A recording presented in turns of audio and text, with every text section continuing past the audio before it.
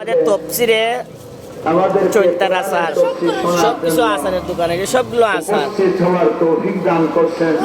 এই যেটা আচার সবাই আল্লাহ দরবারে শুকরিয়া আদায় করি, সবাই বলে আলহামদুলিল্লাহ।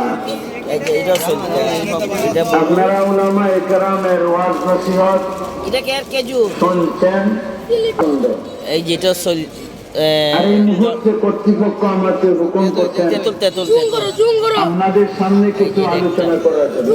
রসুনের আচার রসুন একটা বিষয় নির্ধারিত করে দিচ্ছেন, এই যে বড়ই যেটা আপনারা লিফলেট বিজ্ঞাপনে দেখছেন। চলতা এটা চলতা পেপে আমি এই আয়াতগুলোর মধ্যে অনেকগুলো আয়াত নির্ধারিত করে দিচ্ছেন। আমরা আমি সবগুলো আয়াত তেলাওয়াত করছি না, এটা আবার একটা মাত্র আয়াত তেলাওয়াত করছি। 14 আপনারা কিন্তু আসেন এই যে দেখছেন ভাই কয়টা আইটেম এই আয়াতের সামনে রেখে আমার বিষয়টার আলোচনা করবার জন্য প্রায় 30টার মতো আমার বিষয়টা হলো আদর্শ সন্তান গঠনে আইটেম আছে এখানে আচারের।